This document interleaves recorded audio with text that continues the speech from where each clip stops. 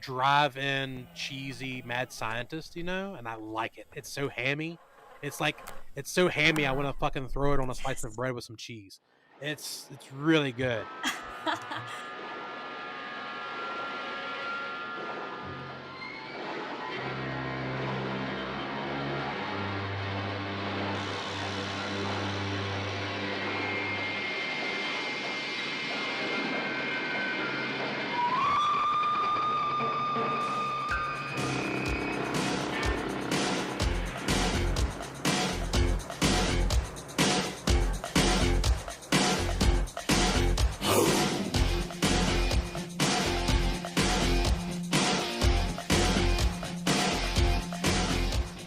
Hey guys, welcome to the Video Express, where we dust off old VHS tapes and discuss all things horror, sci-fi, and exploitation.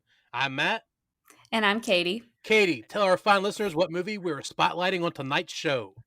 All right, so tonight we are talking about The Dead Pit from 1989, written and directed by Brett Leonard. Yes, The Dead Pit. Can you tell folks at home who has more than likely not seen this movie, maybe a little bit about it? Yeah, so just kind of a brief synopsis here. A renegade doctor is shot dead and entombed with his fiendish experiments in the basement of an abandoned wing of a mental hospital. He's actually doing like lobotomies on patients and then carrying them down into the basement to do God knows what. Anyway, we'll get into it. Ooh. 20 years later, a mysterious woman is admitted with amnesia, and her arrival is marked by an earthquake, which cracks the seal to the dead pit, freeing the evil doctor to continue his work. That's pretty much it. Now, folks, that sounds amazing, right? It's a shame that it's not. Anyway, before we go any further, Katie, why don't you tell the fine folks what's going on in the cinema world today? Okay, so I've got a few horror anniversaries and one like movie recommendation. So today, the day that this episode is coming out is March 10th, 2021, and we've got some anniversaries. So the first one is The Hills Have Eyes. The 2006 version is turning 15. Yay! I haven't seen that one like since it came out, I don't think. It's been a long time. It's so good. We also I remember it being pretty gnarly. It's just been a long time. And then these next two, Matt, I have not seen these, but you suggested these. Yes, this is Frogs 1972 is turning 49. Yep. And then we have The Church from 1989 is turning 32. Yay! So, I don't know. So happy birthday, happy anniversary. Happy anniversary to Frogs, starring none other than Sam Elliott. Oh, really? Yes, a very young Sam awesome. Elliott, sans mustache, going up against a bunch of carnivorous frogs. It's just as batshit crazy as it sounds, and it's a fucking slew of fun. And what about The Church? I haven't seen that one either. So The Church is a class. Well, I mean, classic to me, I should say, Italian film. And what's really funny is it's sometimes billed as a sequel to other Italian horror films. So I'm a huge fan, of course, of Demons, which was produced by Dario Argento, yes. and of course Demons 2. And this movie, The Church, was billed originally as Demons 3. Although it has little to nothing at all to do with the movie. But it is still produced by Dario Argento, and that's pretty much the only ties to it. But it's of course about like some demonic entities within a church and spooky stuff, and there's like a devil sex scene on an altar. It's you got to see it. It's classic. Classic kind of stuff. It's got Argento in it, so. Yeah. Oh, cool. Yeah, so okay, well that sounds interesting to me. I'll probably have to check that one out. And then the only suggestion that I have is a movie that I haven't seen yet, and this movie actually comes out tomorrow, March 11th. So this movie will be on Shudder tomorrow, and it's called Stay Out of the Fucking Attic. So it's already got a great name. And I'll just read you the little blurb here. It sounds very interesting. Spoiler alert: it looks like there's some evil Nazi science experiments going on in this one, similar to another suggestion I had in a previous episode. Anyway, a diverse group of ex cons who work as movers are convinced by their creepy client to stay the whole night to finish the job for a generous pay bump. So the guy's like, "You got to pack everything up and get it done tonight, and I'll pay you like triple." And they're like, "Okay." And then slowly over the night, it's like this big, creepy Victorian mansion, and they discover there's like booby traps, human experimentation, Nazi monsters, and more apparently. And so Wow. I watched the trailer, and it looks pretty gory, pretty intense, but kind of funny too at parts. So I'm definitely very excited to check that out. So yeah, once again, stay out of the fucking attic. That will be on Shutter tomorrow, March 11th. I really hope this like is the beginning of like some kind of like a trilogy. Like, so you got Stay Out of the Fucking Attic and then like Stay Out of the Fucking Basement and something like that. Yes. Like all those movies from like the, Yes. the, the 70s and early 80s, like don't go into the house, don't go into the basement, all those fucking don't movies. I think the third installment of that would be Stay Off My Fucking Lawn, and it would be about just like an old man who wants the kids to go away. Good stuff. Well, Katie, thank you for the updates. So now that that's over, let's go ahead and roll into the Dead Pit. Katie, this is your first time viewing. Tell me what you thought about the movie.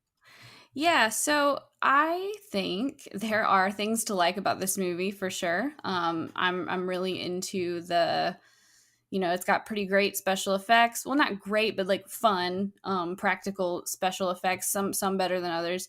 It's got a pretty interesting setting, and I'm really into like the lighting and like the just production design of it in general. Hmm. And I think it's got a really cool villain, but the acting's kind of bad and like it's just kind of slow. Like the zombies don't actually even show up until like the third act, and they barely really have a role in it seems.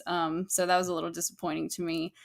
And then ultimately, I felt I'm not sure if this is a good thing or a bad thing. I think it kind of sometimes is both. But the whole movie just felt like a scene that I would walk past, like at a haunted house attraction.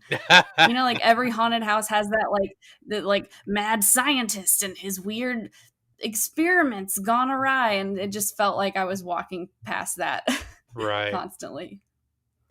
No, so I agree with you. The winner of the movie is not the actors, it's not the makeup effects, it's the lighting, for sure. That's one thing that I noticed Yeah, while watching it again was how I mean, I wouldn't say like it's expert lighting, but it's lighting that yeah. totally captures the perfect mood for the settings and stuff like that. So that was the standout to me Hmm. while rewatching this was definitely the lighting. Yeah, I feel like there's a specific shot I'm thinking of where the main character Jane Doe, she's like running down this hallway of like the of an abandoned wing, and there's just like red and blue light like kind of in the room coming into the room, but then there's these like just white light coming in through the blinds, and it's kind of hazy. It's very moody, like you said. You nailed it. Like they kind of went style over substance with this movie, I feel like, in a lot of ways. Oh, absolutely. It's funny. While watching this movie, it sometimes it's a good thing, sometimes it's a bad thing when you watch a movie and it immediately makes you start thinking of other movies. Um, but on this case, Yeah. like I noticed while watching this movie, it's got that very specific like haze to the movie. Now, of course, there's scenes that takes place in the hospital where it's supposed to be like kind of hazy and moody looking, but then there's scenes where just like random everyday shit's happening, and still the movie has this like I don't want to say blurry, but it's just like a hazy look to it, and Yeah. it's so funny because so immediately it made me think of other movies of that exact era. Like there's so many direct to video movies basically from like between 1987 to like 1992. A lot of these straight to video I don't want to say bargain basement horror films, but I mean that's kind of what they were, had that look to them. And I used to think that it was a style choice. I thought maybe it was intentional. Hmm. Now I'm starting to wonder if it like since these movies were a little bit lower rent, lower budget, if it wasn't something to do with like maybe the film stock or the cameras themselves, that gives them like that weird hazy look. It's weird. Like the best Yeah. way I can describe it is everybody looks like they should be sweaty even though they're not. Does that make sense? It looks like the whole movie looks humid. Yes. It looks humid. It's a okay, that's a really good way to describe it, and I mean, it's one of those it's like, even if it's not intentional, it just makes the movie it just serves the movie in a positive way because, Kind of like, it icky. just adds this dreamlike, disorienting kind of, like, element to it, and Right. our main character has lost her memory and is very confused, so I think it kind of adds to that. Well, you said our main character, and of course her. We know her for 99% of the movie is just Jane Doe. She's a girl who doesn't know who she is, and she just got thrown into this mental institute. So since we've already brought that up, why don't we go ahead and start talking about the characters and the actors, the good and bad of the movie, which I think unfortunately is mostly bad. Not to say that there's not Mm, charming aspects to these characters, but let's mhm. talk about Jane Doe first, who of course was played by Cheryl Lawson. Yeah, so I okay, first of all, I love her look. Like she's got amazing hair. Like I Yeah, was hypnotized by her huge mane of curly hair that was just like perfect the entire movie, which is funny. Um she looks like she should be crawling around on like the hood of a car in y- like a White Snake video. yes, absolutely. She totally has that like 80s babe look, And then like down I pat. will say this, Um not to keep interrupt you, but I do have to drive home the fact that her not only is her hair amazing, but she is fucking hot. Like she is like yeah, she's super major hot. babe. Yeah. But anyway, I had to get that Yeah. out. Go ahead. No. She is super hot. Unfortunately, not the best actor. No. I think it's really hit her. There's times when like when she's supposed to be, kind of frantic and she's got a great. This is a weird thing to say. She has a great scream. Mhm. I don't know. I just liked it. It's her like when she was like freaking out.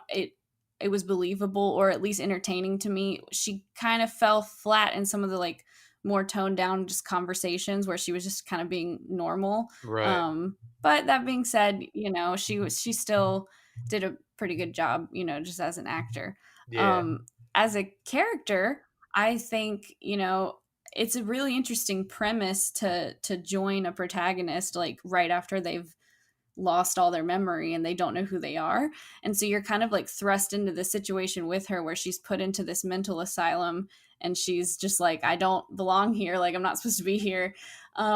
But that being said, I'm so confused by like, why did they put her in a mental institute? Like, I just am very confused by that. They said they like found her wandering like in a park or something, and then they said something about like the court sending her to this asylum, but I don't know. What do you mean you don't Katie, she had to get there somehow. What do you expect? How's this movie gonna happen if they don't I throw mean, her in exactly. Yeah. there?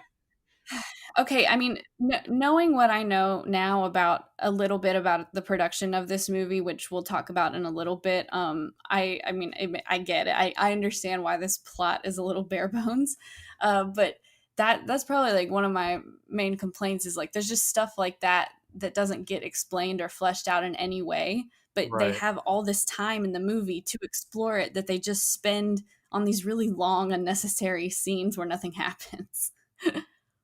Gotcha. Yeah, I agree. It's I think you kind of you said it best. It sums it up where the movie as a whole is a great premise. It's just Hmm. it just falls flat. Um, it's packed full of some really great ideas. Just none of them are just really Yes. fleshed out good enough. Yeah, I agree. I think, I mean, just bringing it back to like Jane as a character, I think, we mentioned how attractive she is. She kind of is just like in this tank top, crop top, It's and amazing. bikini panties like for 90% of the movie, Yes. which Like which I love because it seems so just like it seems so ridiculous and then but it's perfect. Like it just fits the movie perfectly somehow. And I actually found out that apparently they wanted her to wear that like that hospital gown for like most of the movie. Uh-huh. And Cheryl Lawson, the actor, she thought it made her look quote unquote large, so she didn't want to wear it. So she like cut part of it off to I guess make it like shorter or something, but then as they kept washing it, it just kept shrinking and getting smaller and smaller. So either I'm not exactly sure what happened. Either the like crop top she's wearing is just like what's left of that gown, or they just said fuck it that we can't use this anymore and they just threw her in this like crop top t-shirt. I'm thinking this during that crop top and panties, which like you said, it's amazing. Yeah. Um, and again, the movie's not a fucking fantastic movie. However, you got a fine woman walking around like that for like a good, I would honestly say 95% of the movie. She's wearing that. Um, Yeah. so that at least bumps it up a couple stars. Um, It makes it at least worth a watch. yeah. So Cheryl Lawson, the actress who plays Jane Doe, for anybody listening that's like me, that's hardcore into the '80s VHS era, you might know her from another small, almost unheard of film called The Vineyard. But Cheryl Lawson's also, I do know that she's most well known as a stunt woman, and she's still working today in Yes. films. She was in the True Detective, the series. I would say it's somewhat newly found Christmas classic, Santa's Sleigh, starring Goldberg. She did stunts for that. She did the Mhm. stunts in Spider-Man 2. She was the main stunt woman double for, I believe, Kelly Hu was the actress's name in The Scorpion King. I could be wrong. I think it's something like that. She was Mhm. in anyway. No, that's right. I was literally just looking at it on IMDb. I would say the chick from Friday the 13th Part 8. But anyway, she was the stunt double for her, and she was also stunt woman in the Boogeyman 2, not to be confused by the Uli Lomel Boogeyman series, but the shitty early 2000s Boogeyman movies. So Oh, no. yeah, but good on her. Like she She's had quite a career. yeah, she honestly has and good on her. I mean, she's a great great at what she does. She likes what she does, and she keeps doing it. And again, she's fucking hot. So we got that Yeah. going on. Um, I'll piggyback off of what you said about her. She's got a great scream. She's good at coming off as worried and scared, but she is so monotone when it comes to like the build up moments where she's just having conversations with um what's his name, Chris, the other guy that's in the asylum with her, Yeah. and all of her scenes with Dr. Swan, who's played by Jeremy Slate. Like any scene that we're supposed to kind of feel any empathy or feel any kind of emotion towards her, it just kind of falls flat. Uh, but I 100% agree. Yeah. Again, it this movie has so much potential. I don't want to say wasted potential because the reason I put the movies that I put on our list of things to talk about is because I feel like every movie that's on my list, whether we view them as good or bad, I think are they deserve a shot, at least a one time view, and that's why I really Yeah. want to dig into this movie. Again, we're coming right out the fucking bat swinging, you know, telling you folks that it's not a great movie, but I do think there's so much potential and fun behind it that to give it a shot. But enough about that. We talked about Jane Doe, our quote unquote main character. Let's talk about I guess let's move on to Dr. Swan, played by Jeremy Slate. What do you think about him? Yeah, I didn't recognize Jeremy Slate. Turns out he was like a huge TV actor all through the 50s, 60s, Huge. 70s. I'm sure you're going to drop some knowledge about that very shortly. But as a character, I thought he was a kind of an interesting mix in this in that he's the one who kills the evil Dr. Ramsey at the beginning. So he's been like keeping this secret because as far as I know, Right. they didn't really tell anybody what happened to him. They just sealed him up down in the basement and were like, let's pretend that never happened. It's so weird. Yeah, but I mean, I thought he was believable as like a doctor. The hypnosis scenes were kind of interesting to me because I don't know how I feel about hypnosis just in general, but I don't know. I would say the coolest thing that he gets to do in the movie is he gets his head cut open and a bunch of pins put in his brain. So that's probably the coolest part. Yeah. I'm not gonna, be a complete nerd and fucking drop every piece of uh cinema that Jeremy Slate's been in, but but yeah, he was a huge Western TV actor. And for anybody that knows me really well, horror is my number one favorite genre, and westerns are my second favorite. So of course, I saw him in a lot of Western TVs growing up. He was on Gunsmoke. He was actually in True Grit, the original True Grit with John Wayne. So the Oh, guy nice. definitely has, I mean, and then he was like an Al Fan that we talked about on the last episode. This guy was Jeremy Slate was almost in every at least one episode of every TV show from like Yeah. 1959 to like fuck man like 2003 or some shit like that.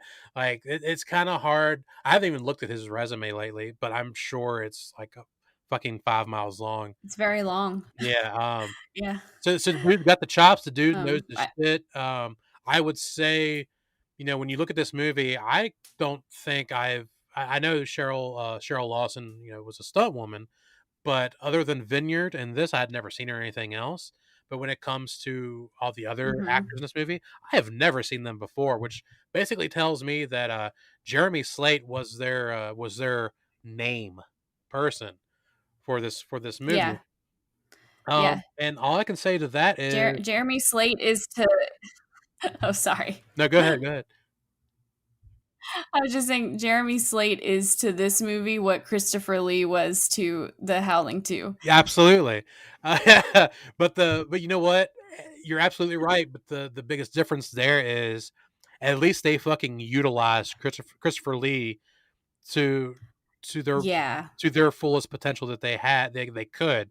I feel like that's the one thing I noticed about rewatching this movie. It's always felt like, when looking back on the movie, of course, it's been, let's see, I've been living in my new house for 5 years, and it's been at least three. So it's been a good 8 years, probably closer even to 10 since I've watched Dead Pit.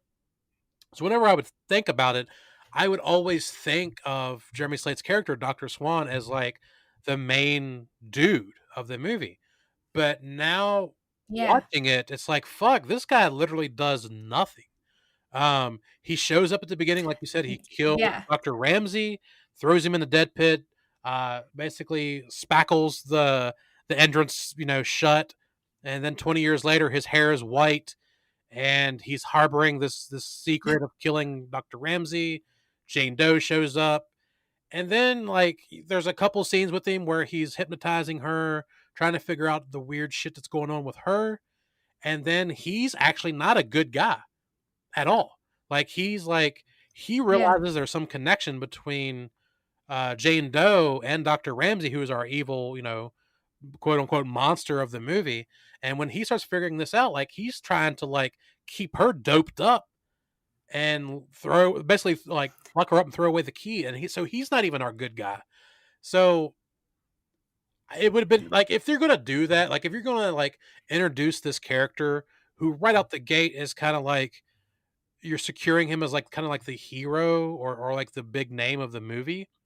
If you're going to like pull a little bit of a switcheroo like halfway through and kind of like pawn him off as not so much a like really a bad guy, but like he's not doing anything to help anybody. I feel like Yeah.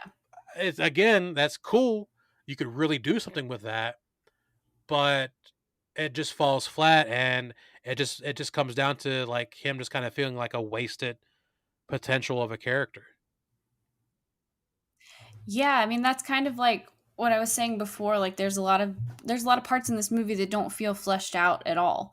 Right. They kind of just gloss over a lot of stuff, and I'm totally with you. Like I think if that character had been featured a little bit more throughout the movie, as far as like us kind of seeing maybe either him talking to somebody or him just having some sort of inner monologue where we like see that he's like figuring these things out or like struggling with the secret that he's keeping, or just something to make him more prominent in the movie, because like he really didn't have anything to do other than hypnotize her, and then all of a sudden at the end he just like, it's like a switch flips and he's suddenly like not the bad guy, like you said, he's not the bad guy, but just like this kind of out for his own selfish reasons kind Right. of person all of a sudden. Yeah, it's like I said. Usually, my theme every episode, I usually use the word serviceable when it comes to either the plot or the characters or the actors. But I'm not going to. I think my theme this episode is going to be potential, which this movie has, but a Yeah. lot of it is wasted. And like again, I think he was for sure wasted. Um, now again, even though he is a very popular television actor, I don't see him costing the production an arm and a leg. So I don't think it was maybe, because let's face it, a lot of movies when you get a name in, and I can speak from experience. I mean, I've worked with some names where we've had to fly them in, shoot their fucking scenes as quick as possible, and fly them the fuck back out because our we don't have the budget for it. Mm-hmm. But I don't see that being the case here. Especially when literally the entire Yeah. cast is made up of no names, and he's like the only name. And he's not even like, again, not trying to knock, not trying to knock Jeremy Slater or anything, but he's not like he's a gigantic name. But Right. he's got a cool look, and again, you're establishing this guy at the very beginning as the guy who took down this evil doctor, and now 20 years later he's still there, and then that's it. What I'm saying? There's really nothing else to it. Yeah. Yeah, they kind of just, he just kind of fades into the background. He just fades into the background like for most of the movie. Like he just is there only occasionally to pop in and not, I don't know. He just, yeah, I'm basically repeating everything you've already said. But yeah, he definitely is underutilized, and there was a lot of potential for his little subplot that they didn't flesh out at all. Right. Now it's funny. I with the whole hypnotizing scenes and stuff like that, where he like we said, he hypnotizes Jane Doe and tries to dig a little bit deeper into her psyche and trying to figure out what's going on with her and shit, and trying to make her remember who she is and where she came from and all that kind of shit. I couldn't help but think of Dr. Neil Gordon from Nightmare on Elm Street Part 3, which is of course is the good Oh, yeah. guy. Yeah, the good guy doctor from Nightmare 3, and who it kind of comes off that way. And had they went that route, like Jeremy Slade's character really could have come off as like this, a good guy. But then, like I said, it just kind of almost pulls a swerve. And once he figures out like her past or that she's linked somehow to Dr. Ramsey, he's like, nah, fuck this. But speaking of, so yeah, speaking of, Nightmare on Elm Street 3. So that movie came out in 1987, which was of course 2 years before this movie. But you know what other movie came out in 1987, 2 years before Dead Pit? What? Hellraiser 2. And I couldn't help but just think of Oh. Hellraiser 2. The entire time I watched Dead Pit. It's got that hazy atmosphere that I was talking about, that hazy look to the movie, which oozes all over Hellraiser Part 2. We got a mental institute. We've got close-ups of mental patients, and there was a lot of creepy doctor doing experiments and shit. So there's a lot of parallels with Hellraiser 2, I felt, and again, you got a little bit of Nightmare on Elm Street Part 3 thrown into the mix. Yeah, I love that you brought up Hellraiser 2, because I fucking love Hellraiser 2. And I was wondering, I kind of felt the same thing as I was watching this movie, but I couldn't quite put my finger on it. But you totally nailed it. Like the similar like setting, similar lighting, like the haziness. The thing that specifically jumped out to me that made me think of Hellraiser just in general as a franchise is towards the beginning they show one of Dr. Ramsey's like patients on the table, and he's got part of like the back of his head like kind of split open, and like it looks like it's almost like held together, like held open with sutures or something. Right. And it looked very similar. It just reminded me of that one Cenobite that's got like her throat like splayed open and like held open with those things. Right. The And so female. yeah, Yeah. I also got a Hellraiser 2 vibe from that. Yeah. I would say it's kind of hard to just stand up and point your finger and be like, oh well, they definitely had an inspiration, because you got to figure this is the '80s we're talking about, so movies. Yeah, we're spoiled nowadays. A movie can be out in theaters, and literally like 2 weeks later will be out, streaming or on Blu-ray or whatever. Back in those days, a movie would come out in Yeah. theaters, and it would be a fucking year, or sometimes more before it hit home video. So the chances that somebody went to the Cineplex to watch Hellraiser 2 in theaters and threw together a script and a budget and made this movie, while it is likely, we can't confirm that. So it's Yeah. fun to point and like I said, compare the two and see the like familiarity of the two. But I'm not going to sit here and accuse the filmmakers of ripping it off by any means.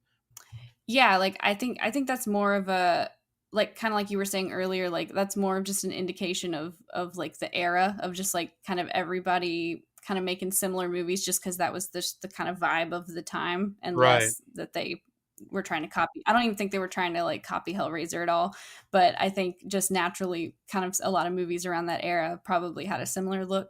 Absolutely. Yeah, look and feel. All right, well, let's move on. Let's talk about our other. I guess, again, Jeremy Slate's character of Doctor Swan, who you think is going to be our male hero, our male protagonist. It actually turns out being another character by the name of Chris Myers, who is a fellow inmate Yeah. at this asylum, played by Stephen Gregory Foster. Katie, tell me what you thought of this character of Chris Myers. I liked his character. I thought he's pretty charming. I mean, I think that's kind of the whole point of the character, is that he's so charming that he's like flirting with the nurses and stuff, and they don't really treat him as badly as everyone else. But um yeah, basically, for anyone who hasn't seen the movie, he is in the asylum temporarily because he likes to blow things up. That's just his thing. And he got in a little bit of trouble, so he opted to go to this asylum instead of jail. I don't really know how that works, but I guess it worked for him. And yeah, so kind of throughout the movie, he's one of the only other patients that Jane Doe really talks to, and they kind of form a friendship that you kind of get the feeling that maybe it's going to be like a romance thing, but they never really like fully go down that path. They just kind of help each other out. And yeah, he kind of just saves the day there at the end. Like Yeah, he's pretty absolutely. much the hero of the whole movie. Yeah, so he's a former demolitions expert, I believe, for the army. Um, and I think he said something like Yeah, that's right. when he finally got out of the army, he still had that itch of blowing shit up, so he couldn't help himself. So he blew, I don't know what he blew up, but he blew some shit up and got in trouble for it. And they kind of took it easy on him, I guess, because of his background in the army. So he was able to plead insanity and gets and serve, quote unquote, I guess, time at the mental institute instead of going to prison. However, what I really like, any good movie, any filmmaker that at least has the slightest iota of knowledge of what they're doing when making a movie, one of the biggest rules is set up and payoff. And the golden rule about setups and payoffs is you set it up first act, you pay it off in the third act. And Hmm. again, this movie's not great, but it's got some cool things about it. It's got some good potential about it. And I really like, of course, it's no use for us to keep, saying anything about spoilers. Spoilers, this is what this show is all about. It's talking about the movie in depth. So, we're introduced to this character And again, yeah, like you said, he's charming. Um, and we find out that he's a demolitions expert. He likes blowing shit up. That's why he's there. And that's all established in the first act. And of course, in the third act, him having the knowledge of blowing shit up is what saves the day. And I love that aspect of his character. I love that that was set up and it was paid off. Not only is it a payoff, but it's how we defeat the evil of the movie. I think that was a really good setup. As far as the Yeah. character, yeah, I would say he's definitely charming. Um, there's something about him, and this is just a personal thing. I don't think everyone's going to feel this way. Uh, there's something about him though to me that almost comes off as like you can't fully trust him. Like he's got this look about him that like Yeah. he's like one of those dudes that you would see at a bar, and you know you'd be hanging out with him, and like you'd be drinking with him all night, and like halfway through the night he'll end up buying you a beer, and then a little bit later you buy him a beer, and next thing you know you guys are both munching on fucking peanuts and talking about, you know, the Cowboys losing the game. You know, it's a real fun night guy, real fucking charming. But the fucking minute that you like get up from the stool and go to the bathroom, he's done fucking stole your wallet. Like, you know what I'm saying? Like it's some kind of Yeah. like there's like a slight shadiness to him that he's charming, but I wouldn't leave my money or my kids around him. But again, that's probably just a Yeah. personal thing. Maybe it has to do with his the Neanderthal Cro-Mag forehead. I don't know. I mean, he's got like a slyness to him, and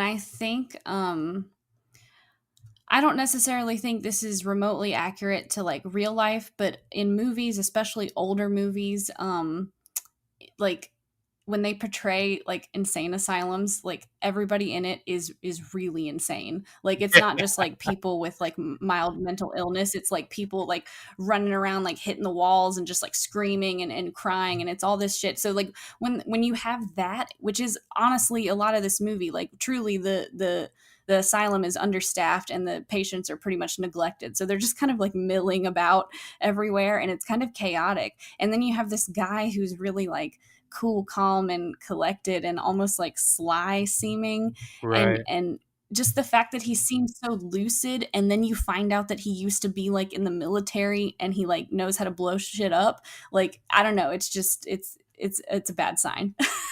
So I totally Yeah. get that interpretation of him. Yeah, definitely, and it's funny that you bring up the mental patients. Like you're absolutely right. In horror movies, especially, whenever we see an insane asylum or anything like that, the inmates, it's like they are nuttier than squirrel shit. Like there's really no Yeah. like calmness like there. But I will hand it to them.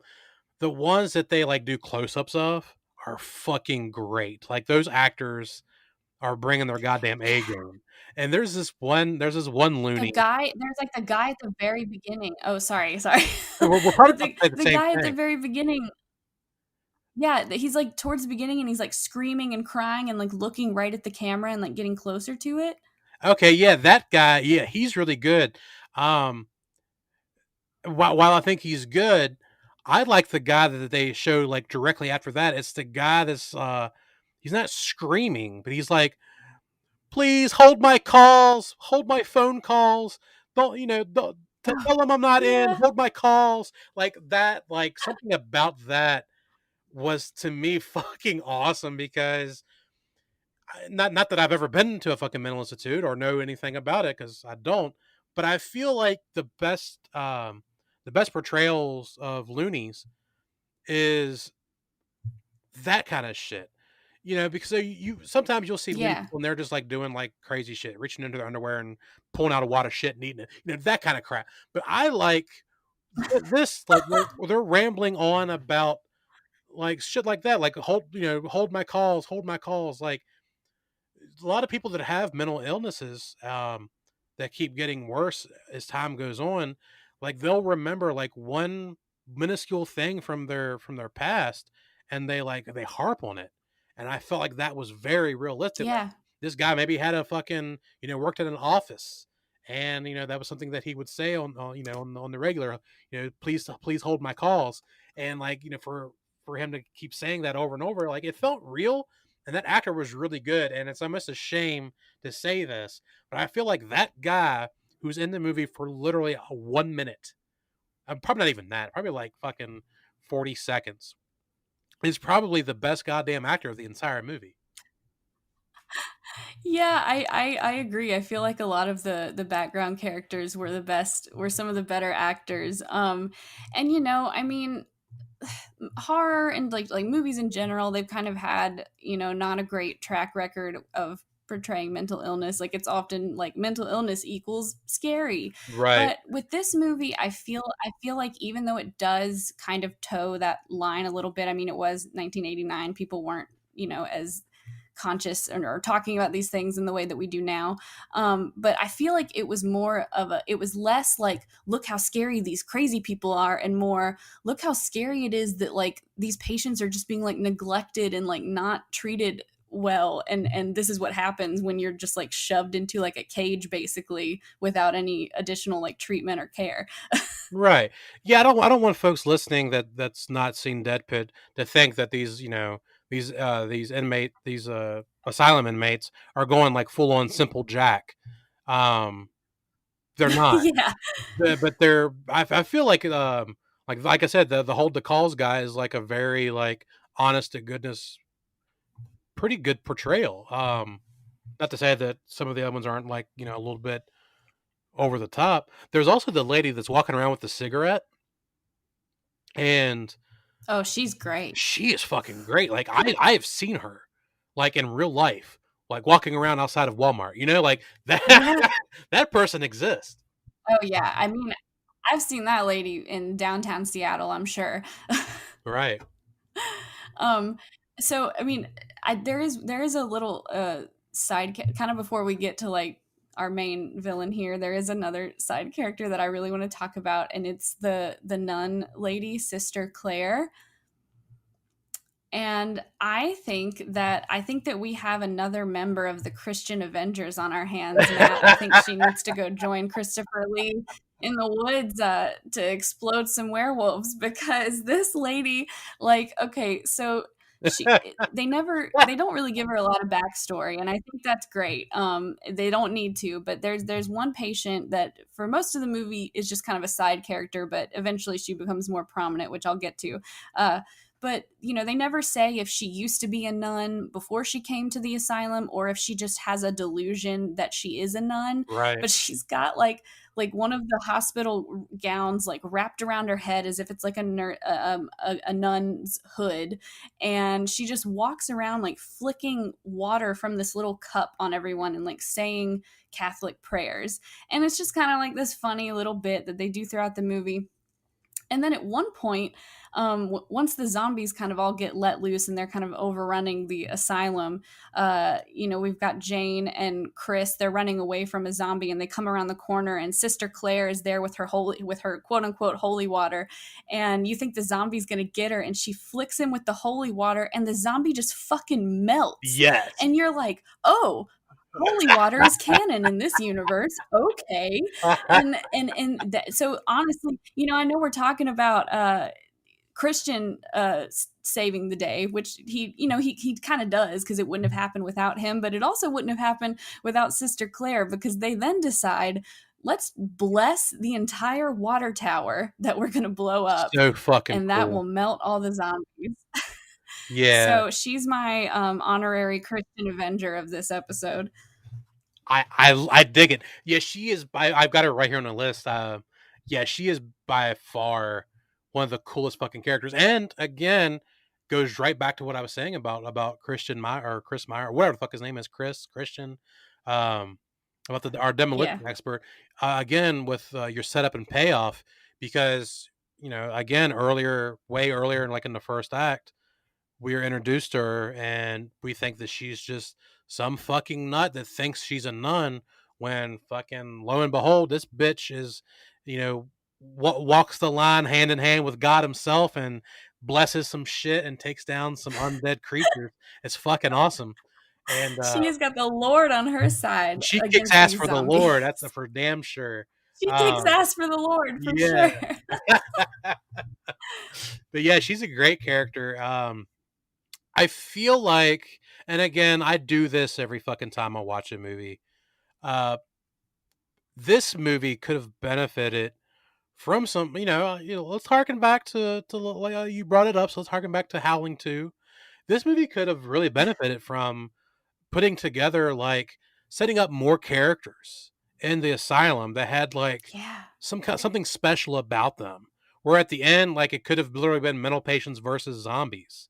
And that would have been fucking cool because Yeah. you've got the nun, you got the demolitions expert, you could have had, some other loon, like he was good at something. They could have set something up where it could have, like, been like a little bit of a Yeah. team. Um, but I digress. It didn't happen. It could have happened. Yeah. But it's funny because you brought up the third Nightmare on Elm Street, and it would be kind of like that. It's Dream like you have Warriors, your cast of characters, and they'd all kind of have their own thing, and then the right? Dream Warriors, or in this case the Z Warriors. I don't know. They get together and they kick a bunch of zombie ass. Yeah. It's funny that you said that she takes, like, the hospital gown and, like, wraps it around her head like a nurse's cap or a nurse's hood. You know what I thought it was at first? I thought she had, like, Hmm. had boxer shorts on her head. Okay, that's pretty funny. And I mean, I get that, but I just noticed like the pattern on it was the same as the pattern as the gown that they made Jane Doe wear at the beginning. Yeah. So I was like, oh, okay, I see. She's just Well, that's just fun. I was like six hams deep at that point, so I was doing a little drinking. All right, so we've gone through our good and not so good cast of characters. Let's go ahead and round it out with the big bad himself, the main antagonist of the film, Dr. Ramsey, played by Danny Goknauer. Tell me what you thought of our evil, spooky Dr. Ramsey. Okay, I love a good creepy evil mad scientist type character. So I just love the like concept of him in general. I love that he's undead and they don't really explain it at all. Like he just comes back to life with like a gunshot wound in his head and his skin is all gross and he just grows these like demon claws. But then he puts the doctor's gloves over the claws, and something about that is like really unsettling to me. And then he like puts the ring over the glove. Like he just has a great look. And I feel like for the first like 3/4 of this movie, there's no zombies. They haven't even unleashed the dead pit yet. And so he's kind of just like this supernatural slasher type villain for a bit. Right. The only person that sees him is Jane Doe. She has nightmares about him. She sees him standing outside her window out in the lawn. And by the way, those are actually some really effective creepy scenes, like when she wakes up at night and he is just out there standing at the lawn, standing in the lawn, staring at her. Oh, Michael Um, Myers like. so yeah, yeah, it reminded me of that. So I think that's really cool. I don't understand. I don't understand what he was doing or why. Like they give this brief explanation where he's like talking about like the difference between like the physical brain and the mind and like separating that somehow, but I don't they never really go into like what his motivation was or how he did anything. That being said, I still thought he was a pretty effective villain.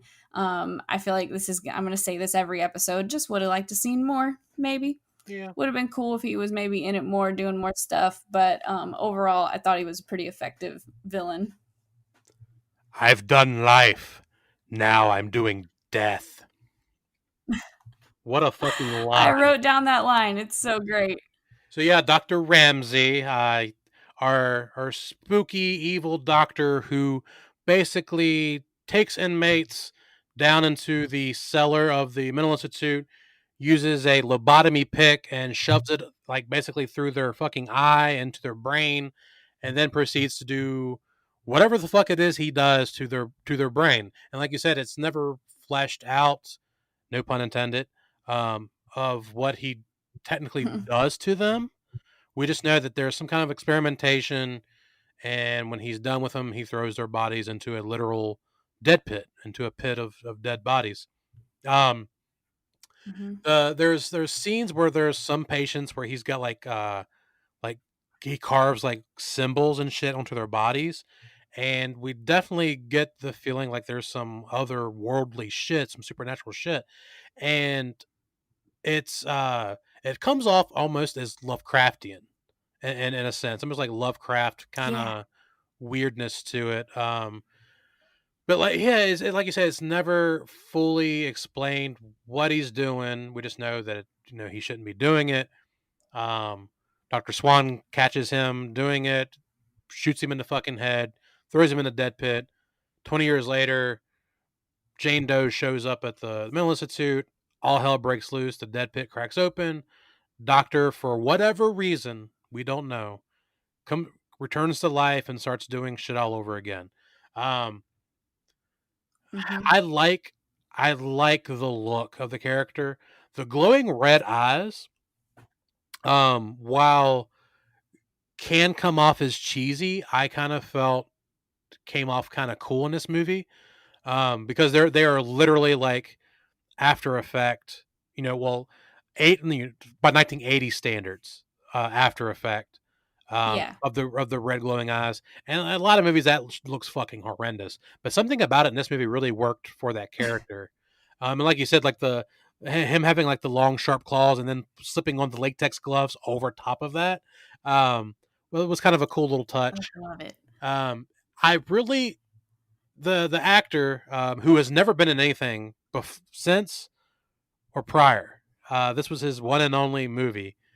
He is really over the fucking top at the very beginning, right before Dr. Swan puts a bullet in his fucking head.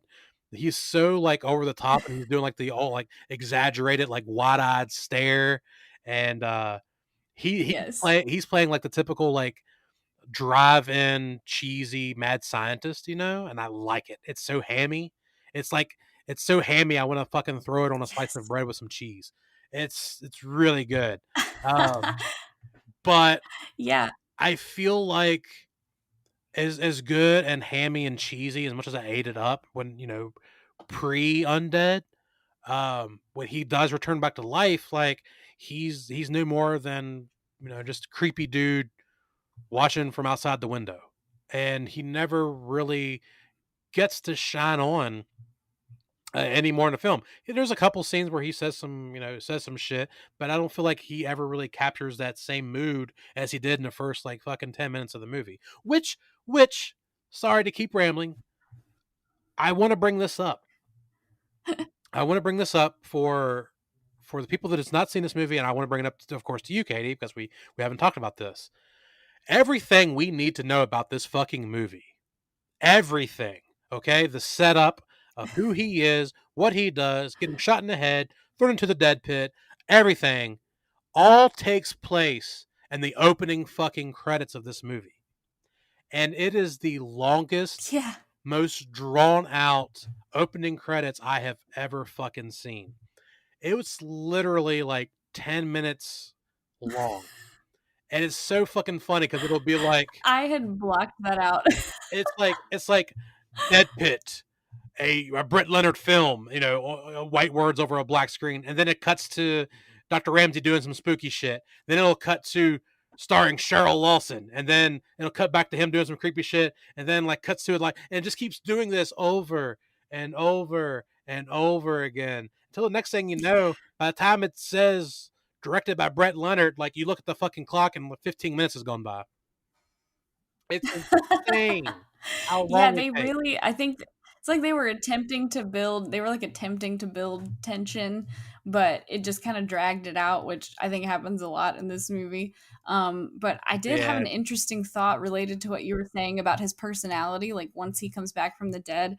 And okay, this is just a theory, and this is probably giving way more credit to the filmmakers than they might deserve for this, but I just wonder. So, okay, so he's doing a bunch of lobotomies, which for people who don't know what that is, it was basically a surgical operation that they still do sometimes, but only in very extreme situations. But they were just handing them out like candy all through the first half of the 19th century. right. And it basically is they without getting too into like biology and anatomy, they just do some shit to the prefrontal lobe of your brain, and they like cut part of it off from the rest of your brain, supposedly to cure mental illness, quote unquote. But most of the time, it just made people completely void of personality and like feeling and drive to do anything. So Hmm. the way that they would do it, they would take like literally the way he kills people in the movie. They would take an ice pick and they'd shove it like under your eyelid into your brain and just scramble things around a little bit and more or less and totally make you into a zombie. So I say all that to say this: he gets shot in the head in the first part in the movie, like right around the same part where I'm pretty sure like they'd be digging around with the ice pick during a lobotomy. So I mean, it's possible that maybe when he comes back to life, like he's lost part of his personality because his brain is damaged.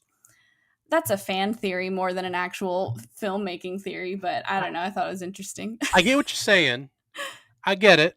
I like it, but I don't think that they. I don't think it's true. I don't think they put that much thought into it. Sadly, um, I don't think so either. but you know, But I do think it's an interesting testament to how like evil and unethical that this doctor was, because the very last like public lobotomy, as far as I know, was like in 1967.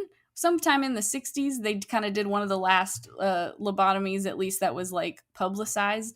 And so by 1969, I'm pretty sure it had started to kind of fall out of vogue, and right? he was just doing them in the basement.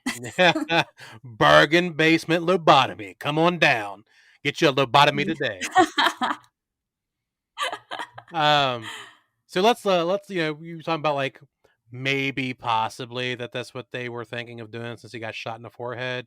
Like I said, I don't think that's they thought that far ahead. But since we're on the subject of the team behind the cameras, let's go ahead and start talking about the Yes. director. Let's talk about him first. Brett Leonard.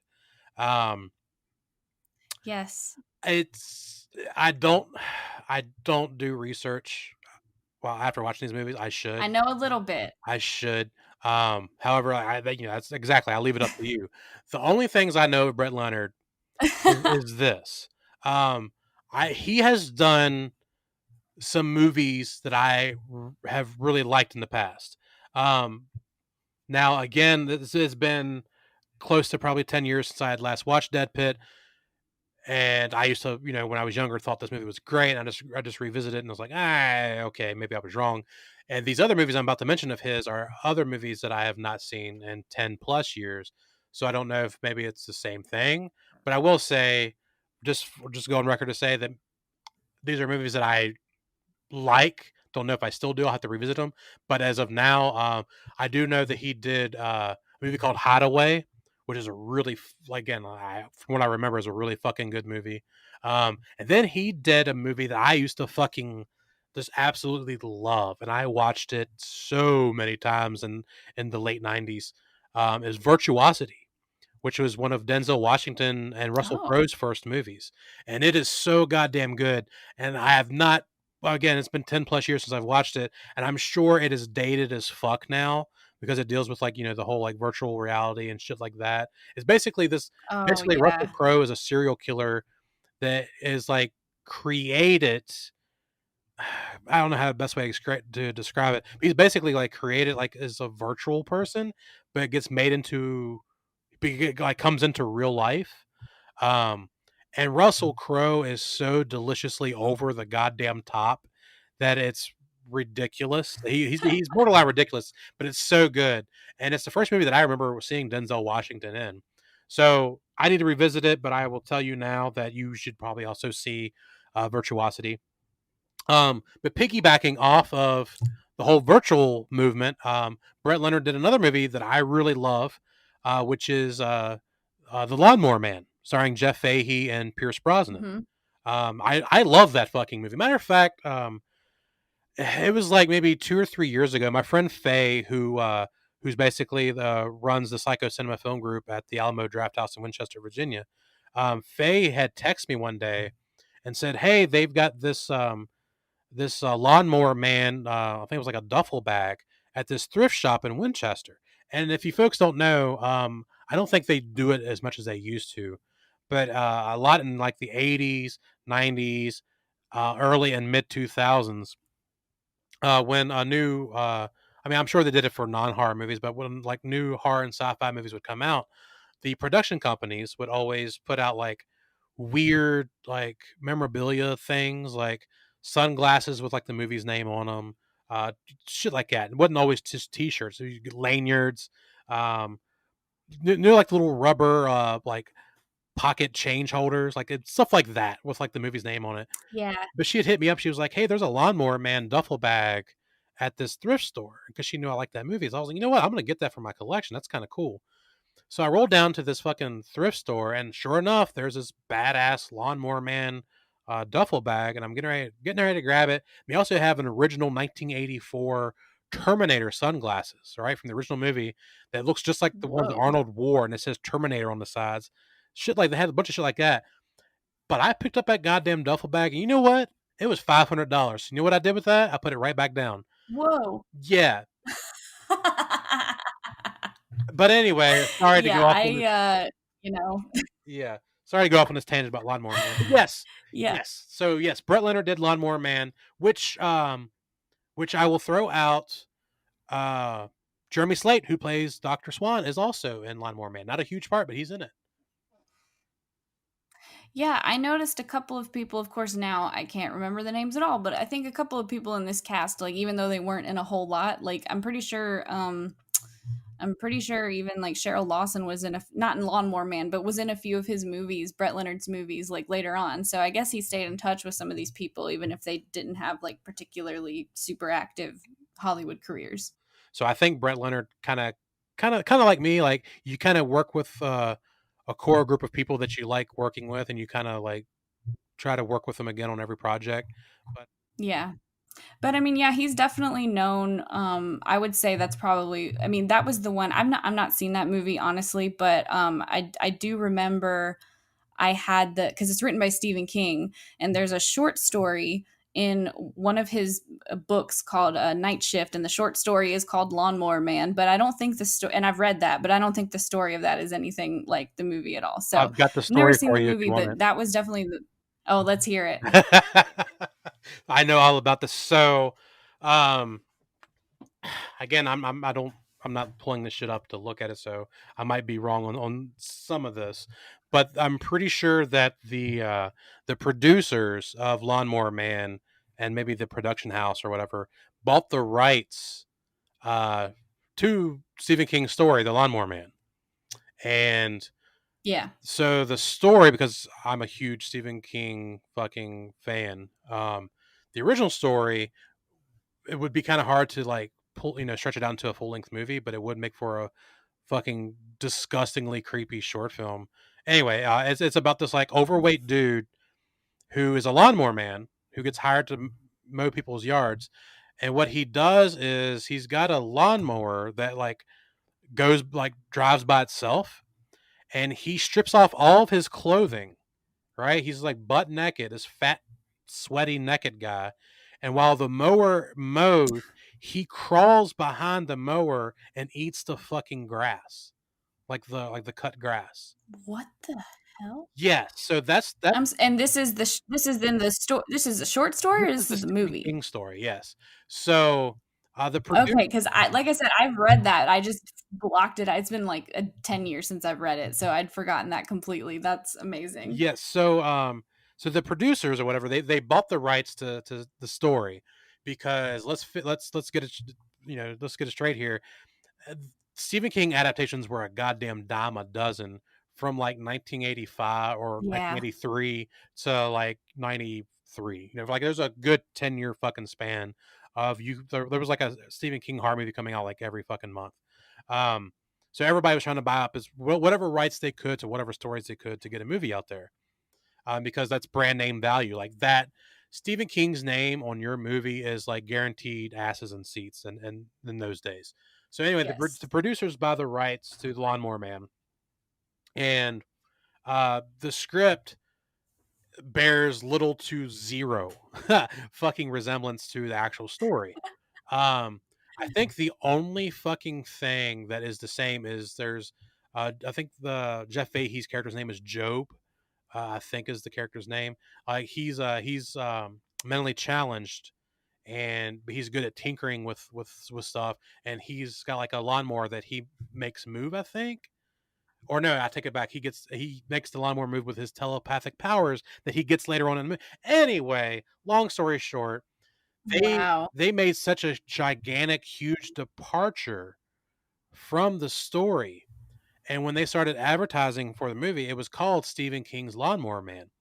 And I think I'm correct in that Stephen King tried to sue them, or if he didn't try to sue them, he at least caused a stink because it was nothing at all like his story and wanted his name taken off of it. So the movie was finally released as just The Lawnmower Man. But if you find early teaser trailers, you can even find like if you can find like ads and magazines from that day, it would say Stephen King's The Lawnmower Man, and then like later ads and of course later trailers. I think they had scrapped his name because he was so upset that they changed it completely. And that's All all right. I got to Well, say about that. I kind of want to see that now. But yeah, I mean, I don't blame him for being frustrated. That would be really annoying. They just completely took his story and trashed it. But I mean, it sounds like some people still like the movie. Yeah, I like. Yeah, that's the thing. I like the movie. It's just not. Again, it's not nothing like the book, but you got to figure when that movie came out, I was like, fuck, like 10, 12, somewhere around there. So Yeah, I had not read the story yet. So I didn't have anything to base it off of.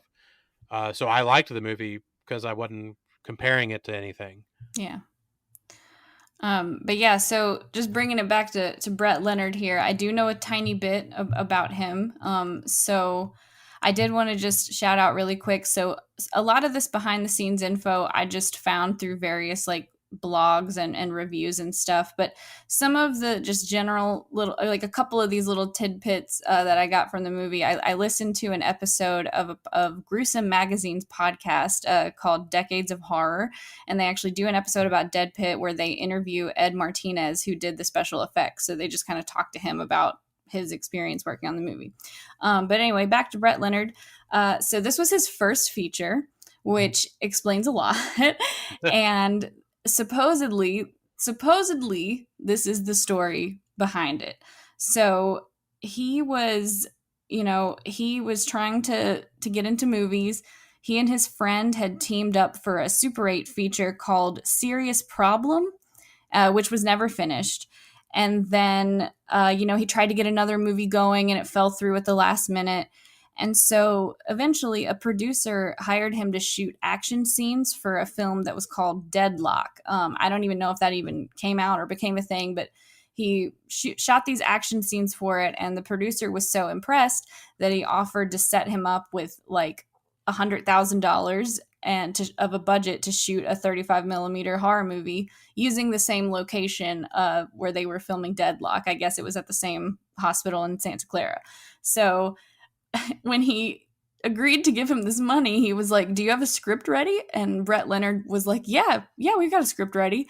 And he didn't have a script ready, so he and his writing partner went home and they wrote this screenplay in either 1 week or 3 weeks. I've seen both of those reports. Either way, they wrote it in less than a month, and that explains a lot. Wow. Well, yep, that kind Yeah. of that kind of So does explain it. yeah, so like all the stuff that I feel like even he would probably say that he wished he would have fleshed out some of these plot points that we've talked about earlier in the show because he just didn't have time to write it. It was kind of like, we're just going to give you money. You got to just like bang this movie out real quick and wham bam, thank you, ma'am. On to the next one. So I couldn't find any info on like how long it took them to actually shoot this. But as far as I know, it was a pretty normal production. It kind of seems like everybody had a pretty good time making it. Not nearly as much like drama or anything like with popcorn or anything like that. Right. So yeah, I don't know. That's Brett Leonard. Nice. Well, yeah, that like you said, that explains a whole hell of a lot. Um, why some things maybe were very good potential. Because maybe they had some really good ideas, Yeah. they just didn't flesh them out enough. Mm-hmm. And then I did have just one little tidbit about where they shot it. I didn't catch the name of it, but it was an actual asylum in Santa Clara, California at one point, and it's been around since like the late 1800s.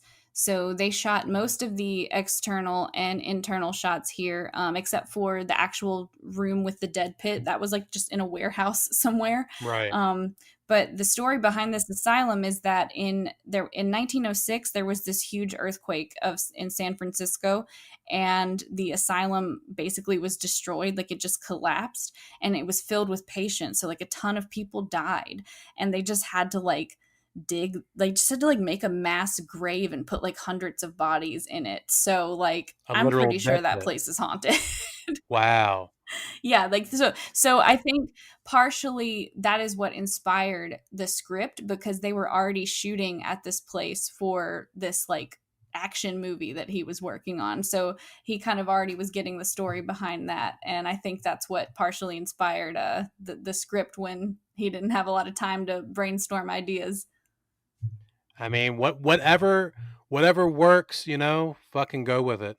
That's definitely some good Hmm. inspiration for sure. Yeah.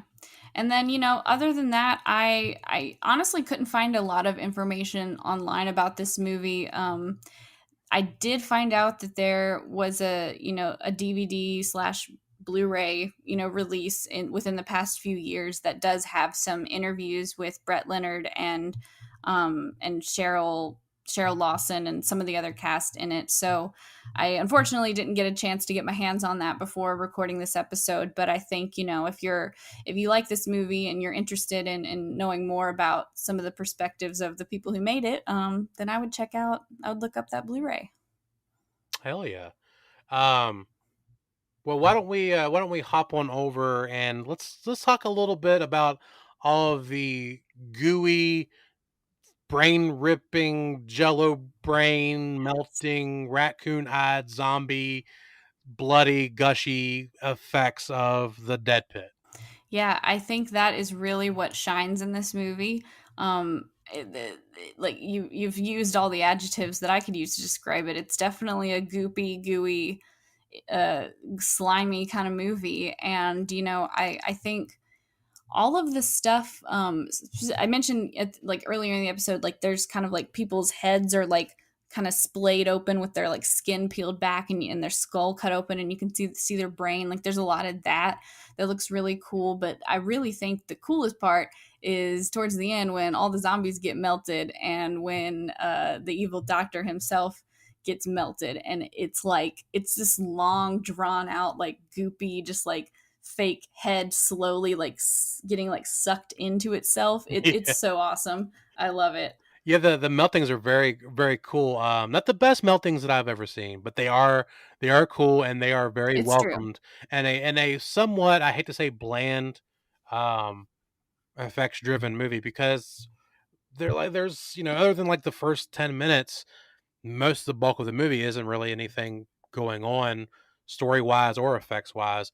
But Hmm. thankfully, they pull out all the stops in the last about 15 minutes or so. Um, yeah, like the brain ripping scenes are goofy but fun. The Jello looking brains, when they're walking around holding like the Jello brains, Just and straight up jello. yeah, absolutely. I love all that kind of shit. And yeah, it's just like who I am. Like the older style effects like that. Like even like the worst effects Yeah. are endearing and fun. The only thing that really just kind of bums me out, and it always has, is the actual zombies themselves. Like I remember, I was gonna say the same thing. yeah, I remember vividly as a kid, walking into the Video Express, not our podcast, but our podcast namesake, which was my favorite video store growing up. It was a mom and pop video store here in Luray, my hometown. And I remember walking into the Video Express and always just eyeballing and ogling all the VHS horror movie covers because fuck man, back then the VHS covers were just chef's kiss. But the Dead Pit had a Yes. fucking fantastic cover, and it was part of a trend in those days. Like I would say, like from like '87 to like mid '90s. If your movie wasn't the greatest horror movie in the world, they went a little extra. They went a little hard on the VHS covers, and I remember Imperial Home Entertainment released Dead Pit, another movie called Metamorphosis, and Black Roses, which is the Michael Thor movie or Michael Thor movie, and they all had like the 3D like embossed like covers. I don't know if that makes sense. But like Yeah, yeah. the images on the front of the VHS box were like raised, so that you could feel them. And I remember those three specifically had light up eye features. So the Dead Pit cover, it had like this gnarly looking zombie crawling out of the Dead Pit, out of the hole, and you would press a button on the VHS box, and his fucking eyes would light up, and that was so That is goddamn so cool. cool. And all it was a goddamn gimmick to get you to either fucking rent the movie or, of course, buy the movie back in those days. And then you Mhm. would take that movie home, and you'd be like, "Fuck yeah, that thing on the cover is amazing. I've got it. I can't wait to see it." And then what you're actually shown is some pasty faced, raccoon eyed zombies. Like it's like somebody just took some fucking white and blue and gray grease paint, smeared it on these motherfuckers, took like some black shoe polish, made a giant circle around their eyes, and said, "Giddy up, get on out there." And it's so Yeah. there's a couple zombies here and there that are my favorite word, serviceable. Um, but they do not live up to the hype that fucking VHS cover promised you. Yeah, I feel the same. They were, a little lackluster, and I think that really drove in the feeling of like, oh, this is just like a haunted house attraction. Like these don't even Yeah, seem like real zombies. But I love that you brought up the gimmicky VHS cover. Apparently that really helped the sales. Like it actually did pretty decent. I mean, I don't have the exact numbers, but according to like IMDb and whatnot, like it seemed to do pretty well solely because of that gimmick. right, And it just makes me think, I think it's really cool how how we kind of adapted when home video became a thing because, we were talking about during the popcorn episode in like, I believe like the 50s and 60s, they were doing all these gimmicks in the movie theater with like the tingler and like they'd have like props coming down, swinging down through the auditorium or like smells that they'd pipe in, just like stuff like that right. to make people feel more immersed or just to get people in the seats because even if the movie's not good, it's like this whole experience. And then you get home video now and they're like, how do we get people to watch my random movie? And I love that it just was this whole trend of VHS tapes having really goofy kooky It was gimmicks to I the know covers. this sounds like such a uh not really a douchey thing to say, but like it makes me like drives home the fact that it makes me sound even older. Like when I can literally say those were the days. And they seriously were, man. Like Yeah. walking into a video store in the '80s and '90s, like was like fucking Candyland, because that sometimes like I'll run into people like for the first like people that I've known online for like years. I'll finally run into them like in person or whatever, and we'll shoot the shit and talk about horror movies. And they're like, "How do you know so fucking much about these movies?" And especially like ones that we talk about on the show, like Dead Pit and Curse to the Bite. Like I'm an only child, and while while other kids were out fucking playing and doing shit, my fat ass was sitting at home eating a can of fucking Ninja Turtle SpaghettiOs and watching these horror movies on VHS. And I never will forget. And I don't think I've told this story yet, and I think it's a fun story to tell because again, we're talking about our namesake, Video Express, which was my hometown video store. Um, the reason that I had to name our show after that video store, is because like from like God, dude, like from like the age of like 7 on up until they closed their doors, I rented from them almost every fucking week. And I never will forget like when I that summer I turned 16 because my birthday falls in August, so I'm kind of like the weird kid in school that's like a little bit older than some other ones because of where my birthday falls. But Yeah. I was 16, and my best friend at the time, Joe Snyder, we would every Friday he would either spend a night at my house or I would spend a night at his house, and we would go to Video Express and rent 2 horror movies to watch that night because Saturday nights I was home at by myself watching Joe Bob. So I was like literally watching 2 horror movies Friday night and then whatever Joe Bob was showing Saturday night. But I'm gonna try to make this a little bit shorter. But I never will forget the summer that I turned 16. I rolled up in Video Express, and Steve, who was the guy that ran the store, I walked up to the counter and I threw down 2 movies. I forget what they were. It was probably like Halloween 3 and like Friday 13th Part 7, some shit like that. And he was like, you know what? You've been coming in here every week for like 10 years. He's like, you're one of my best customers. And you're always renting horror movies. He's like, I'll make you a deal. You're always renting the same fucking shit. Why don't you like branch out and like rent some shit that you've never watched before? He said, I'll make you a deal. From now on, you rent one, you get another one for free. And I was like, fuck yeah, this is amazing. Okay. So I don't know if you probably never saw Video Express. It's actually where movie stars moved into. But remember like where the naughty. Okay, so then I have a story tangential to that then All right, well, do you remember the after. naughty section of movie stars? Yeah. Okay, well Yeah. there was no wall there. There was no naughty section. So like you would walk into Video Express and like it was just like from the front of the store like all the way to the back. Like that's how big that place was. And he had like every fucking movie ever made on VHS. So his horror selection was outrageous. So when he promised me rent one, get another one for free, I started in the A's. I went alphabetically. And every Friday, Oh, wow. yeah, every Friday from the age of 16 to like 20, something like that. Every Friday I rented 2 fucking movies. And I made my way like to the T's or some shit like that before he shut down. But I rented some of the most god awful shit that I have ever seen. But if not for him, I would not have the knowledge that I have today. And if not for Video Express, I'd not seen those movies because what's weird is some of those movies um are still not available to this day. They're out of print, and uh, you know companies like Severin and Vinegar Syndrome are slowly finding the rights to these movies and bringing them on Blu-ray for people to see. But a lot of these movies that I watched at that early age were weird, random shit that I have not seen since.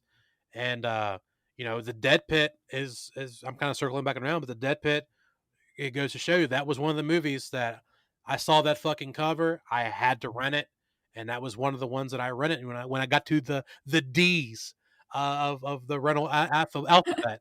But it was a good time to be alive because even the worst fucking movies that I rented had some of the most amazing covers, and it's definitely an art that I feel like Yeah. is lost nowadays.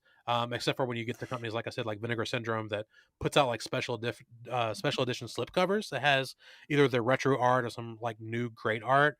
But I don't feel like we'll ever get back to those days of just walking into a store knowing not a goddamn thing about this cool looking movie and just renting it, and it's sad. Yeah, I definitely envy that experience at the Video Express because when I lived in Luray, like you just said, it had then become a movie stars. So when I was growing up going to the video store in the 90s, it was almost nine times out of 10 it was some kind of chain like Movie Stars or Blockbuster. I think Movie Stars is my main one. But I went in there every week and would get stuff with my parents, but like the selection just wasn't the same, Right. and it's kind of just gotten worse, especially even with streaming. Like there's a billion movies that you've never even heard of, like on all these different streaming services. But then some of these movies, that we've done for the podcast, like I have such a hard time finding anywhere, and so it's really kind of it's a really good reason for people to keep physical media if they have the space and the means to keep it, Right. because if the streaming service decides that they don't want it anymore, or if they can't get the rights to it for whatever reason, then it's just gone forever. Right. And so yeah, I think a lot of, you kind of mentioned earlier, like a lot of horror fans might not have this kind of like encyclopedic knowledge, and I think, and I mean myself included, and I think it's because the selection of what we had to watch, people of a certain age and younger, was limited compared to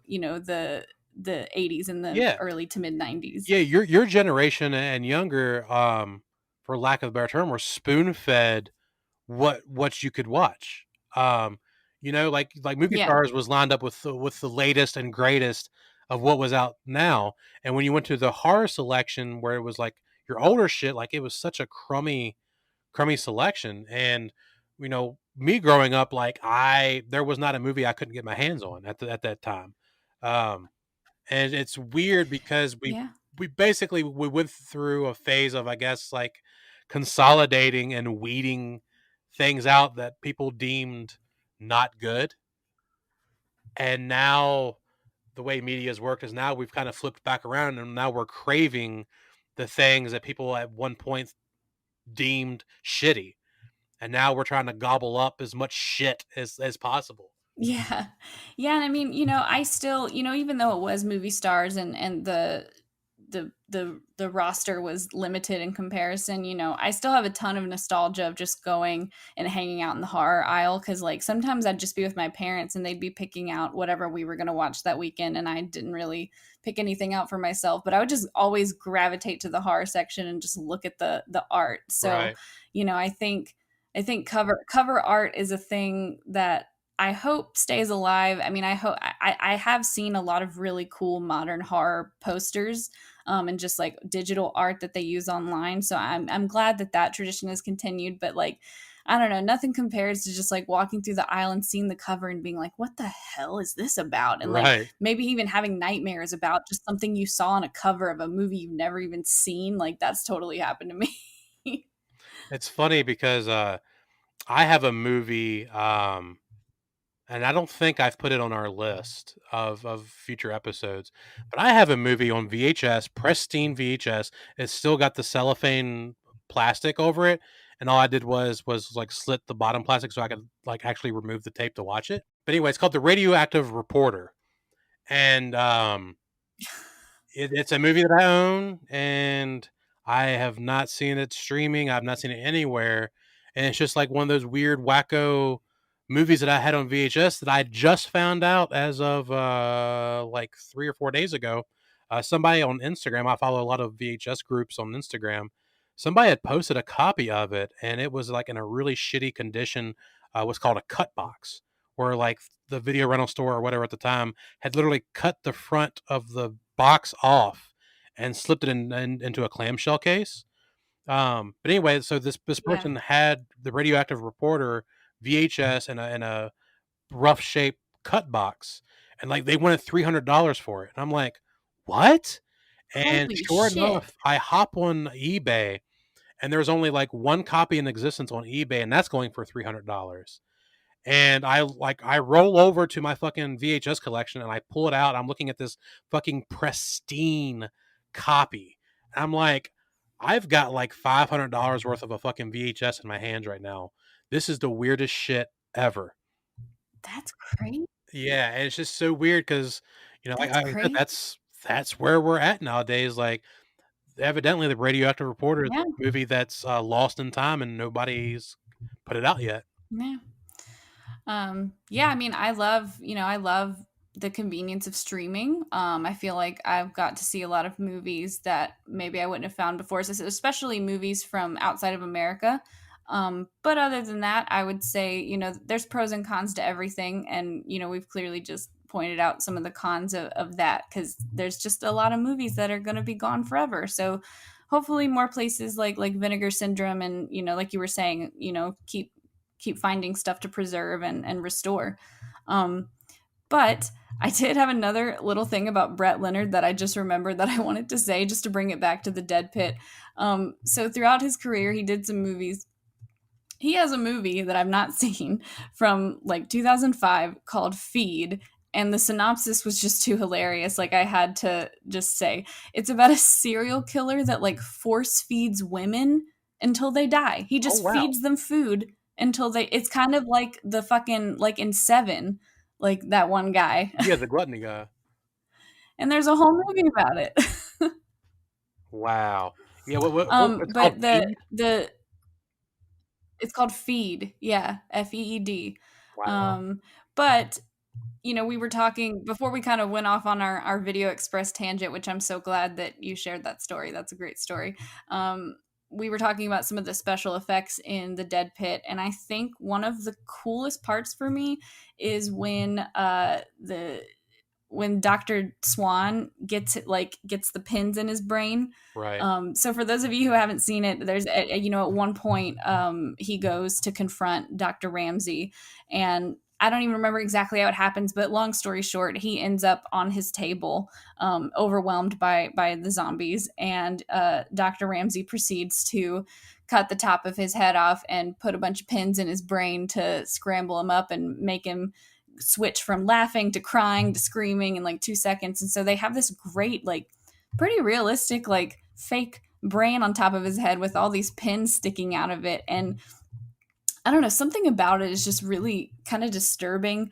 I think it's the fact that his character is still like awake and alive and conscious and is like reacting to these just pins moving around in his brain. Right. And in fact, that scene was cut from the American release for being too graphic. Really? Yeah, they. I guess I don't know. It was only put back in when what was it? Code Red Code Red. did the DVD restoration. And he has a great line reading during that scene where he goes, "Don't cut my brain, don't cut my brain," and The dude, so that's just so good. so the line readings, since you bring it up, um this kind of coincides a little bit of a segue with the effects. Um let's cut right to the ending of this movie. So we've established that Hmm. our Looney Tune nun can destroy our dead pit army of zombies with holy water.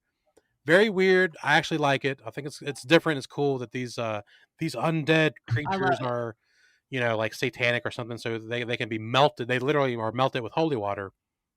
So again, the whole setup and payoff was beautiful. That she blesses the water tower while our demolition expert goes up there to rig explosives to it to blow up the fucking water tower so the entire asylum can be doused in fucking a river of holy water and melt every motherfucker in its path. It's beautiful. It's a great payoff. It's a great way to take out uh, the zombies and the bad guy. But that goddamn line reading at the very end, when it is revealed that Jane Doe is in fact Dr. Ramsey's daughter, her Dun fucking dun line dun. reading when she finds out that that's her, when he comes at her and she goes, "Daddy," I about shit myself with laughter. It's so good. It's so bad. I mean, it's kind of the same way as her line reading at like the very first scene we see her in, where she's like, "My memories were taken from me." So it's unfortunate that you guys listening to us cannot see us right now, because Katie literally, the way she said that and like her look was just as good, if not better, than the actual character. So yeah, I wish you guys could have seen that. Yeah. Well, Brett Leonard, if you're listening and you're trying to remake Dead Pit, call me. God, I feel like I've springing on some tangents tonight. Talking about fucking VHS covers and video store memories and all that kind of shit. Um, and I'm gonna try not to go off on a long breathy one on on this, but I you bring up remakes, and I've said before in the past that I'm a huge advocate for remakes. I like remakes because I'm not one of those people like Yeah, yeah, while I do hold a lot of original horror movies near and dear to my heart, like somebody remakes it, you're not fucking destroying the original one, so it doesn't matter to me. Like, cool, man. Like, yeah, it's not a good remake. Cool, that movie sucked. I still got the original one. Or, cool, man, this remake was awesome. Now I like both of them. Like, it's who gives a fuck? The original survives. But yeah, speaking of remakes, this movie could be such a good fucking remake. I think this movie would yeah. for sure like it would be a great what's the word I want to use? I need to stop drinking for these shows. Um anyway, it would be great. It would be great for the Dead Pit. I'm gonna keep that in. Fuck it. It would be great for the Dead Pit to get a fucking remake because yeah, again, all the potential they could add more onto it. They could flesh it out more, and for your sake, Katie, maybe get some more Christian Avengers rolling up in that bitch and melting some more zombies. Absolutely. We need It'd to be add great. another one to the team. Um, I love that idea. I also kind of love remakes. I mean, there's obviously some really bad ones, but like that's just gonna happen. Right, Like I don't know why people get so like personally offended when something they like gets remade because that just means that people like it enough that they think like younger people are going to like it. And I feel like I like you said, I don't think it doesn't take away from the original. It either adds to it or it just fades into obscurity because it was right, bad. Like I think it's always interesting to see new ways people tell the same story. right, Like I think about like Black Christmas has like three different versions right. and they're all pretty Choose your own different. adventure at this point. Like pretty seriously, like, especially when you get to 2019, like, it's a total different departure, but, like, I really I like all of them for different reasons. So yeah, not to get too deep into that rabbit hole, but I'm pro remakes. Yeah, like let's not get it twisted. We know for a fact that 95, maybe even 97% of these horror remakes they're made for cash grabs. They know they've got a bankable, Yeah. familiar name, and then people are going to go see it, whether to genuinely see it out of curiosity or genuinely see it because they know it's going to suck, so they can bitch about it. But I've always said the same thing about remakes. You can bitch, and you can whine, and you can cry about it all you want to. You know you're still going to go see that motherfucker. And Yes, and exactly. and here's the thing, like a lot of people get tired and pissed off at me for because I preach this a lot. I preach the remake thing a lot. I've preached this remake thing in front of a large crowd at the Alamo Draft House. I was a sponsor at one of the Alamo's events, and they had me as a special guest where I got up and talked in front of a crowd. And just like tonight, I got up in front of them drunk, and I rambled about how people need to stop bitching about remakes. But the reason I am the way I am is because I was one of those people originally. I never will forget in 2000 and what was it 2003, the Texas Chainsaw Massacre remake. Like Texas Chainsaw Mhm. Massacre, the original, is one of my top 5 favorite horror movies of all fucking time. I think it's one of the most like Yeah. genuinely like brilliant movies. And when they announced the remake, I was like, "Fuck this, fuck that, how dare they?" Blah blah blah. And of course, my ass was there opening night to see it in theaters, Of course. and it blew my fucking mind. Um, Not to get all I Adam fucking Sandler love that about it, movie. but That remake is so good. it's so fucking good, and I think to this day it's still one of the best remakes. But Absolutely. we talked about today as the anniversary of the 2006 Hills Have Eyes. That movie, I don't Yeah. know if this might be a hot take, but that is a remake that is better than the original. And yes, Sometimes that I happens. know Wes Craven made the original one, but I'm sorry. Just because Wes Craven is Wes Craven does not mean that it was a great film. The only thing memorable about the original Hills Have Eyes is Michael Berryman. and because he's Mhm. got a very specific look, if and a very memorable look, and Yeah. if you take Michael Berryman out of that movie, it's no better than the other drive-in crap that was coming out in the Grindhouse era at that time. But because of who made it and Yeah. because Michael Berryman's, image is what carried that movie on for so long. But they came out the fucking they came out swinging with the remake, and they improved on every beat and they knocked it out of the park. That and Chainsaw is two of the best horror movie remakes to come out in Mhm. the past 20 years or so. But anyway, enough about remakes. Yeah. Dead Pit definitely could use one. I'd love it. I'd love to see that. All right, so let's go ahead and turn the lights a little low and get ready to wrap things up. Katie, tell me your final thoughts. Give me your epitaph on the Dead Pit. Okay, so I think I don't I can't say that I like this movie because I don't know how much I'm gonna watch it again, Right, to be perfectly honest.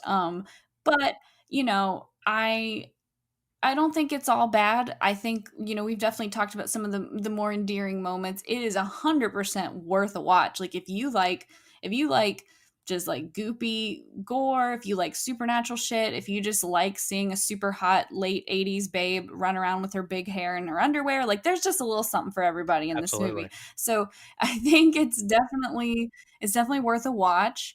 Um so yeah, I mean, I I fully agree that I think this would be a great movie to remake because I think a remake is a good opportunity to improve on something that maybe kind of like fell flat when it originally came out. Right. So I think you could only improve and expand on this story. Like I think the framework is there and the idea is there. Like they had a really good idea, but maybe if they hadn't only had a week to write it, it would have been a little bit better. Absolutely, I agree on all fronts. Let me ask you this: if if somebody like kidnapped you, okay, and Okay. they're about to drop you out of a helicopter with a parachute and a DVD and a TV and a Blu-ray or a DVD player to watch, and they said you've only got two choices. This is the only movie you'll ever be able to watch for the rest of your days: Curse to the Bite or Dead Pit. Who you going with? Oh, oh no. Okay, I think damn, that's hard. I kind of think I'd pick the Dead Pit to be perfectly honest cuz like Curse 2 was cool and maybe it's a slightly better made movie than the Dead Pit, but it's just I don't know, something about Dead Pit seemed a little bit more memorable to me. I feel like I would just rather watch something like that. I think I just like the setting more, Yeah, whereas like in Curse 2 they're just like driving around the desert for a lot of it. So, yeah. I would say I would go with you on that one. I would say I would probably pick Dead Pit. However, if Curse Two had Jill Scholen walking around in the same outfit that Cheryl Lawson walked around in, then we would probably go that's Curse fair. Two. But I would go with Dead Pit. So with that said, what if you're going to be stuck on a tropical island with only Dead Pit in tow to watch for the rest of your life, maybe you could go ahead and tell me what is your favorite scene in the Dead Pit. So I think I'm kind of torn between two. One of them is strictly for aesthetic reasons, and that is, and I don't quite remember exactly when this happens in the movie, but there's one point where Jane Doe, and I've mentioned this earlier in the episode too, like she's running through the hallways, running away, and she's got to like get through this like broken glass, like window into another wing of the asylum and whatnot, and it's just got this really cool lighting, and like everything is just like they're in like the abandoned wing of the hospital, so Mhm. everything's empty and eerie, and it's just like curtains blowing and no furniture, and it's got this great blue and red lighting with like the white light coming in through the shutters, and I just love it so much. I just think it looks great. It's like the best looking part of the movie in my opinion. um that being said, I think I'm a big fan of the scene where I guess the scene where you first find out that the holy water melts the zombies, Yeah. because the Claire the nun and the zombie melting and all that stuff, it's just so charming and unexpected, because you know you get the feeling that it's a supernatural something going on, but I didn't know they were going to take this like pseudo religious angle with it, so it just was like a pleasant surprise that like, oh, holy water melts these zombies. So that was my favorite, I think. But what was your favorite? So I'm torn between two scenes as well. Um, while I would say and should say that that very scene that you just talked about, the our pseudo Looney Tune nun, our big shock of her melting zombies with actual holy water, is definitely my favorite scene. I will also say that the hose down is probably Why did my I other. know that you were going to say that? So I was just sitting here like, he's leading up to it, and I know he's going to fucking talk about the hose. so for people that's not seen this movie, our lead character of Jane Doe is she's strung up by her wrist, and one of the like, and I think it's a dream sequence or what, it's a nightmare sequence. Um, It's a nightmare, yeah. yeah, but one of the like evil head nurses comes in with a fucking fire hose and starts hosing her down, and it just magically rips off Jane Doe's tank top as her titties are all out getting splashed with water, and there's no reason for it to happen, but goddamn, I'm glad it happened. So I would say that's probably my favorite scene. Okay, I like that. I That actually reminded me, just a quick sidebar about the hosing scene. I had a little tidbit about that. Oh, So, apparently the shirt that she was wearing, it had like dissolvable thread in it or something to just like make it rip super easy. Like it wasn't just a regular shirt. Like it was literally something designed to kind of like get dissolved by the water. I just figured But also, it was like Hulk Hogan's t-shirt, like it had like little pre-rips in it. So like the yeah, slightest bit of force would rip it off, cuz it literally looks like fucking like yeah. Hulk Hogan, like that shit just like rips off and then boobs fly out. Oh, it just melts off. Yeah, and then so towards the end of that scene, if you weren't too distracted by her breasts, there's a part like right at the end before she wakes up where the hose hits her in the face, and it like caves her face in, like a chunk of her cheek like gets caved in like by this water. And Ed Martinez, who did some of the special effects, like said in this interview that it was literally like that little piece was just attached to a little piece of string, and he was standing off camera and had to just like yank it really quick at the right time. And I just think it's just funny to see something that seems kind of like intense, and then picture kind of like the zoom out, and there's like 10 people standing around, and there's just like a guy with a piece of string like pulling on her face. I'm I'm But all yeah, struck. I'm all struck right now. So I've seen this movie probably a total of 4 times, maybe 5 at the most, right? 5 at the most. mhm. I have never ever ever noticed as part of her cheek flies off. Never. Amazing. And it happens while she's topless? Go watch it again.